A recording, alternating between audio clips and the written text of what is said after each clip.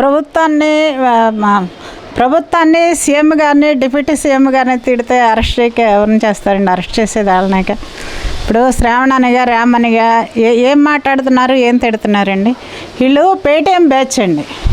వీళ్ళిద్దరూ ఏమంటే ఒక ఇంత అమౌంట్ అని తీసుకొని పేటీఎం బ్యాచ్ లాగా అట్లా వదిలేస్తున్నారు అన్నమాట. ప్రతిపక్షం కూడా కోల్పోయిన వాళ్ళు వాళ్ళని వదిలేస్తున్నారు. వాళ్ళని వదిలేస్తే అసలు దేవుళ్ళని కూడా వాళ్ళు తెలియకోకుండా అలా ఎలా పడితే అలా మాట్లాడుతున్నారండి. దేవుళ్ళు అనేవాళ్ళు ఎప్పటికైనా వాళ్ళకి శిక్ష ఇస్తారు. అలా మాట్లాడటం కరెక్ట్ కాదు. పర్సనల్గా మెగా ఫ్యామిలీని మాత్రం టార్గెట్ చేసి మాట్లాడుతున్నాడండి. 2 చెప్పులు తీసుకొని 2 కాళ్ళ చెప్పులు తీసుకొని 2 చెంపలు వీళ్ళిద్దరికి మాత్రం పగలగొడతామండి. ఏర మహిళలమే జన సైనికులు ఏర మహిళలు ఎప్పుడు కూడా ఒప్పుకోరండి.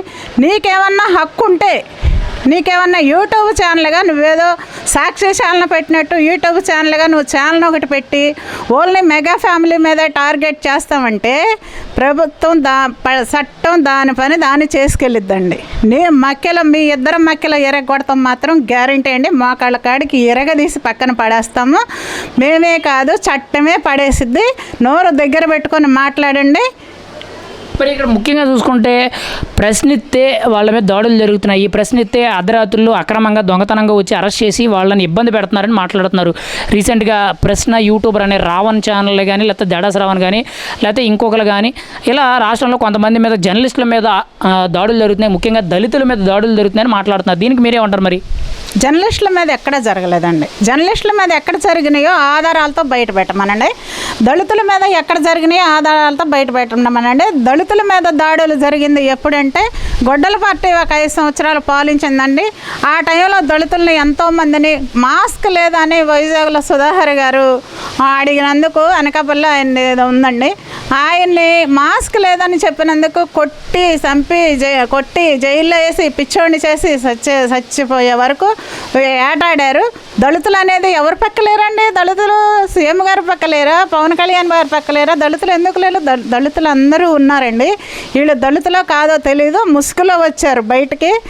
పేటీఎం బ్యాచ్ అండి. అది డబ్బు తీసుకుని మరి ఎంత ఇచ్చారో ఏంటో పేటీఎం బ్యాచ్ సాక్షి ఛానల్ లాగా ఒక ఛానల్ యూట్యూబ్ ఛానల్ పెట్టి అది ఓన్లీ ప్రభుత్వం మీద పవన్ కళ్యాణ్ గారి మీద టార్గెట్ చేస్తే బురదలుతున్నారు. కానీ వీళ్ళని చట్టం మాత్రం వదలదండి. ఎప్పటికైనా సరే శిక్షించిద్ది. ఎవరినైనా సరే తప్పు చేసిన చట్టం వదలదు. అంటే ఇక్కడ ముఖ్యంగా చూసుకుంటే జర్నలిస్టులు కూడా చాలామంది కొంత వ్యక్తిగతగా పర్సనల్ అటాక్ చేస్తున్నారు. అంటే వ్యక్తిగత వాళ్ళ ఫ్యామిలీల గురించి, పిల్లల గురించి, తల్లుల గురించి, వాళ్ళ వ్యక్తిగత జీవితాల గురించి మాట్లాడుతున్నట్టు మనకు ఆల్రెడీ సోషల్ మీడియాలో కనబడుతుంది. ఏంటి అలా మాట్లాడడం ఎంతవరకు కరెక్ట్? అసలు జర్నలిస్టులు మాట్లాడే మాటలు ఎంతవరకు మీకైతే మంచి చెప్తున్నారనిపిస్తుంది? అసలు ఆ మాటల మీద మీ అభిప్రాయం ఏంటి? వాళ్ళు మాట్లాడే తీరు మీద?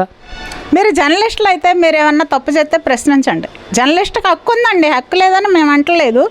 మీరు తప్పు చేస్తే పవన్ కళ్యాణ్ గారు ఎక్కడన్నా తప్పు చేస్తే ఇది తప్పు అని ఆధారాలతో తీయండి. ముసుగులో దొంగల్లాగా తీయొద్దు. మీరు ముసుగులో పెట్టి తీయొద్దు. మీరు ఆధారాలతో మీరు తీయలేరు. మీ లైఫ్ సరిపోదు.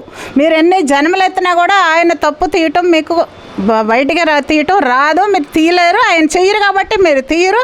కానీ ఫ్యామిలీలను మాత్రం టార్గెట్ చేసి తిడితే మాత్రం వీళ్ళకి ఆడవాళ్ళు ఉన్నారండి. వీళ్ళ తల్లి కంటేనే బయటకు వచ్చారు. వీళ్ళకో భార్య ఉంటుంది, వీళ్ళకో చెల్లి ఉంటుంది, తల్లి ఉంటుంది, భార్య ఉంటుందండి. ముఖ్యం అక్క చెల్లెలు ఉన్నా లేకపోయినా సరే తల్లి భార్య ఉంటుంది. మేము కూడా అదే విధంగా ఏర మహిళలు జన సైన్యులు బయటికి లాగామనుకో వాళ్ళు ఆత్మహత్య చచ్చిపోయేలాగా మాట్లాడతామండి మేము. ఎందుకంటే మా నాయకుడు ఫ్యామిలీ మీదకి వస్తే మేము ఊరుకోము. వీళ్ళెవరండి రావటానికి? వీళ్ళేమన్నా పెట్టి పెంచారా అంటే?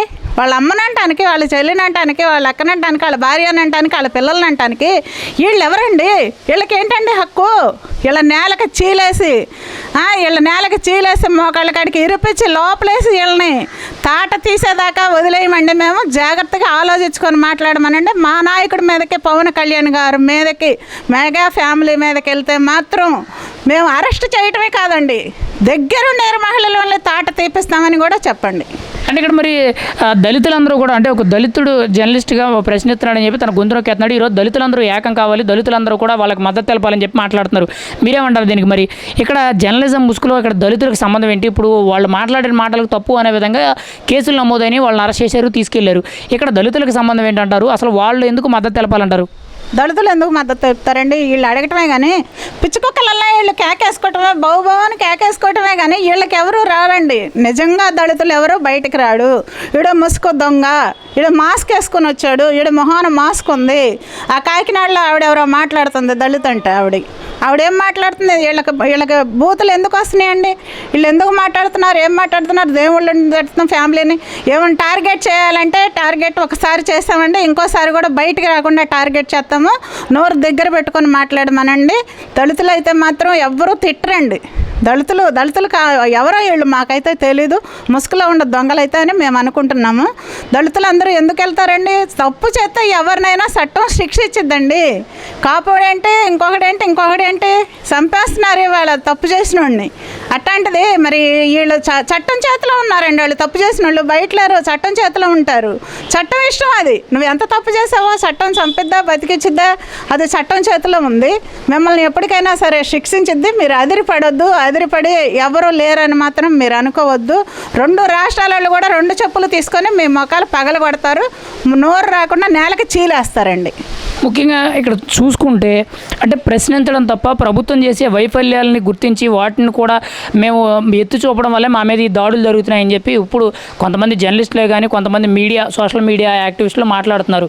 ఏంటి అసలు ప్రభుత్వం మీద విమర్శలు చేస్తే ఇంతవరకు చేయడం కరెక్ట్ అని అంటారా? అసలు ప్రభుత్వం ఇలా వ్యవహరించడం ఎంతవరకు కరెక్ట్ అంటారు? ఆ అరెస్టులు చేసి వాళ్ళని పోలీస్ స్టేషన్ చుట్టూ తిప్పడం ప్రభుత్వం ఏం తప్పు చేసిందండి? ప్రభుత్వాన్ని ఎందుకండి అంటారు? ప్రభుత్వం ఏం తప్పు చేసింది? అట్లా జగన్ పార్టీ చేసిందండి.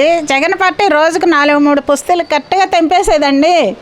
ఆ డోర్ డెలివరీ చేసేది చంపి ఎంతోమందిని ఉరేసుకునేలాగా స్పీకర్ లాంటి వాడినే టార్చర్ పెట్టి ఉరేసుకునేలాగా చేసిందండి. ఆ పార్టీకి అలవాటండి చంపటం. ఈ గవర్నమెంట్కి అలవాటు లేదు. ఈ గవర్నమెంట్ మీద బురద జల్తానికి వాళ్ళు అలా అంటున్నారు. కానీ ఎవరిని చంపారండి? ఎవరిని అరెస్ట్ చేశారండి? ఎవరిని చేశారు? ఇంతవరకు అరెస్ట్ చేయటం మొదలు పెడితే ఏళ్ల మీద లెక్కేసుకుంటే టైం సరిపోయేది కదండి. రోజు 10 మందిని అరెస్ట్ చేయొచ్చు. వాళ్ళు ఆ రకంగా అరెస్ట్ చేశారండి. వాళ్ళు 5 సంవత్సరాలు అరెస్ట్ చేశారా, చంపారా, కొట్టారా? కేసులు ఎవరి మీద లేవండి? ఎంతమంది మీద కేసులు పెట్టారనుకున్నారు? వాళ్ళు ఎవరిని రోడ్డు మీద నడవనికోకుండా చేశారు. ఆ రోజుల్లో ఇప్పటం పవన్ కళ్యాణ్ ఇల్లు పడేస్తే వస్తుంటే పోలీసు వాళ్ళు అడ్డుకున్నారండి. ఈరోజు జగన్ ఎక్కడ చచ్చిపోతే అక్కడికి వెళ్తున్నాడు. ఎవరైనా అడ్డుకుంటున్నారా? మరి మాకు నీతి ఉందండి. ఈ ప్రభుత్వానికి నీతి ఉంది. మీకు నీతి నిజాయితీ లేదు కాబట్టి ఎవరిని రోడ్ల మీద నడవనీయలేదు. ఈరోజు మీరు నడుతున్నాడంటే ప్రభుత్వం ఎంత మంచిదనుకోవాలో, గవర్నమెంట్ అంత మంచిదనుకోవాలో, నాయకులు అంత మంచోళ్ళు.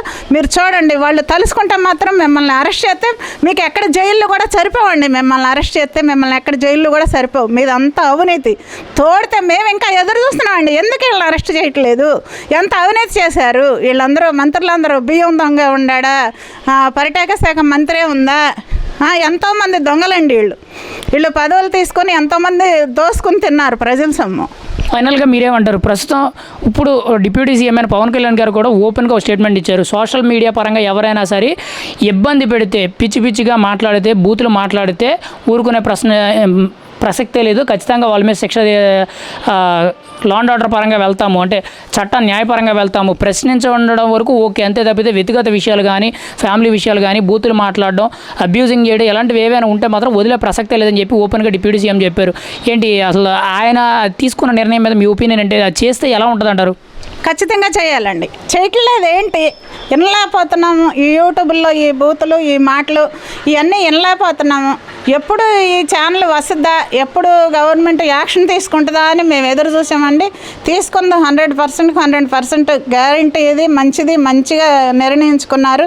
తొందరగా యూట్యూబ్లో మాట్లాడొచ్చండి. మేము మాట్లాడుతున్నాము. ఎలా పడతాలేగా మాట్లాడవచ్చు. మాట తీరిగా మాట్లాడండి, పద్ధతిగా మాట్లాడండి. ఏమన్నా తప్పు చేస్తే ప్రశ్నించండి. అంతేగాని మీరు తప్పులు చేశారు 5 సంవత్సరాలు మేము తిట్టామా? మేము ఒకే ఫ్యామిలీని టార్గెట్ చేస్తామా? ఎవరినైనా తీయండి. ఒకే ఫ్యామిలీని టార్గెట్ చేయటం. ఆ శ్రావణ కూడా వచ్చి ఈరోజు పవన్ కళ్యాణ్కి ఒక రూలు, మాకు ఒక రూలు అని అడుగుతున్నాడు. ఆయన లెగితే సాక్షి మీడియాలో కూర్చునేవాడండి 5 సంవత్సరాలు. 5 సంవత్సరాలు గొడ్ల పార్టీ ఉండి 5 సంవత్సరాలు లెగిస్తే మీడియాలో కూర్చొని సాక్షిలో ఎన్నో తిట్టేవాడు. మరి ఆ రోజు అరెస్ట్ చేయలేదుగా ఆయన్ని. ఈరోజు అరెస్ట్ చేయలేదు, ఆ రోజు చేయలేదు. ఈరోజు ఎందుకు చేశారు? నువ్వు ఒక డిప్యూటీ స్పీకర్ మీద డిప్యూటీ సీఎం మీద నువ్వు టార్గెట్ పెట్టి నువ్వు వ్యక్తిగతంగా తిట్టావు కాబట్టి నేను అరెస్ట్ చేశారు. మేము ఆ రోజుల్లో అరెస్ట్ చేయలేదు అంటే ఎందుకు అరెస్ట్ చేయలేదు? ఎంతమంది మీద కేసులు ఉండి ఎంతమందిని అరెస్ట్ చేశారు మీరు? అవన్నీ బయటకు తీస్తే మీరు చేసిన తప్పు మీ కింద పెట్టుకొని మేము తప్పు చేయలేదు అంటే కుదరదండి. మీడియాలు ఉన్నాయి, ప్రెస్లు ఉన్నాయి, వాళ్ళ దగ్గర అంతా ఉంది లిస్టు. కావాలంటే బయటకు తీయొచ్చు. శ్రావణ్ నువ్వు కూడా వాళ్ళు దగ్గర పెట్టుకొని మాట్లాడు. నువ్వు పవన్ కళ్యాణ్ గారిని కానీ మాట్లాడావంటే ఏర మహిళలమే ఇంటి మీద నీ మీదకి వచ్చి దాడి చేస్తాం.